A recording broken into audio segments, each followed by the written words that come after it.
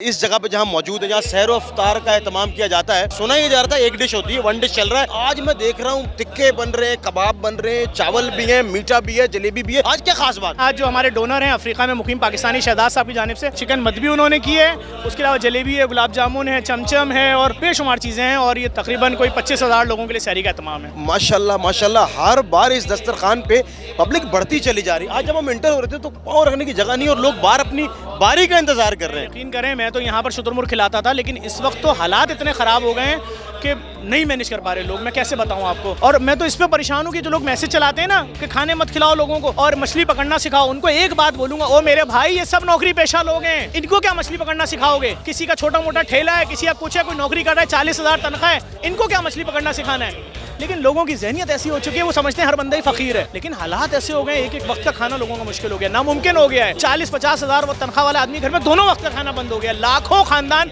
बगैर सहरी का रोज़ा रख रहे हैं। पाकिस्तान में कोई पूछने वाला नहीं है, किसी को फिक्र नहीं है। तुमने 1900 रुपये का 10 किलो का आटा कर दिया, 1900 में तो 5 बोरे आते थे, कोई पूछने वाला नहीं। जब मैंने देखा ज़फ़र भाई को और उनके चेहरे पे इत्मीनान और सुकून और आवाज़ में उनकी एक गूंज, और जिस तरह से वो 10 सालों से कर रहे हैं, तो आप यकीन करें मैंने इस बार गवर्नर हाउस के दरवाजे ही नहीं खोले, बल्कि लोगों को जो इत्मीनान और सुकून और प्यार और इज़्ज़त के साथ कि वो आएँ, गवर्नर हाउस को अपना समझें। मैं वहाँ आने वाली हर फैमिली को अपनी फैमिली कहता हूँ। लोग खाने के लिए नहीं बल्कि मोहब्बत की खातिर आते हैं। जिस तरह ये पूरे शहर में बैनर लगाते हैं, लोगों को बुलाते हैं, तो ये सिर्फ वो नहीं है कि आप आएँ और बैठ के खाना खा के चले जाएँ। ये एक एहतमाम है, और जो भी अल्लाह और उसके रसूल और उसके प्यारों के लिए एहतमाम करेगा, अल्लाह ताला उसमें बरकत भी डालता है, इज़्ज़त भी डालता है। और इंशाल्लाह ईद के बाद एक और तोहफ़ा होगा कि कराची के 50,000 लोगों को IT के वो कोर्स कराए जाएंगे जो 1.5 से 2 लाख में होते थे और लोग नहीं कर सकते। वो मुफ्त में होंगे गवर्नर हाउस के अंदर। और उसके बाद जिसके पास भी एंड्रॉयड फ़ोन है,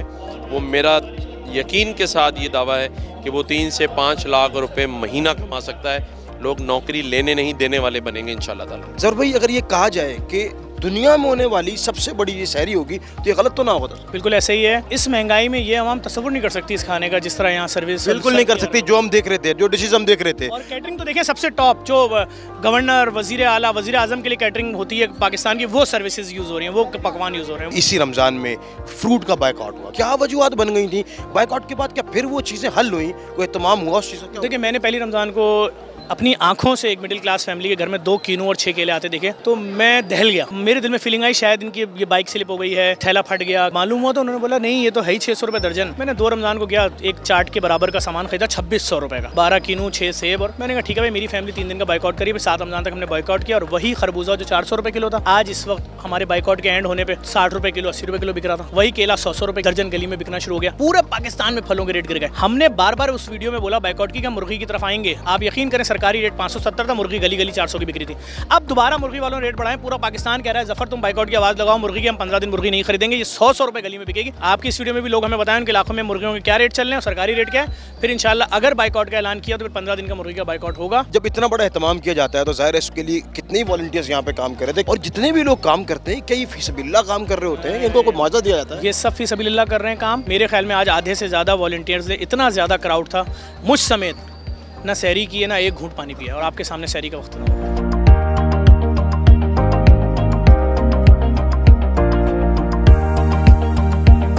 JDC के दस्तरखान पे जितनी भी चीज़ें दी जा रही थी वो आपको देखने को मिली। शहर कायद में सबसे बड़े पैमाने पे रोड पे जो सैर इफ्तार का एहतमाम होता है वो यहाँ पे देखा जाता है, और लोग अपनी फैमिलीज़ के साथ यहाँ पर आते हैं और सैर इफ्तार करते हैं। और ये जो दस्तरखान है वो हर गुजरते साल के साथ बढ़ता चला जा रहा है। इस उम्मीद के साथ शहर कायद बिलखुसूस मुल्क पाकिस्तान तरक्की की राह पे गामजन हो जाए। मुझे अपने मेज़बान उसामा बिन अतीक को इजाज़त दीजिएगा। ज़िंदगी नौफा की तो आपसे एक बार फिर मुलाकात करूँगा। तब तक के लिए देखते रहिए डेली पाकिस्तान। खुदा हाफिज़।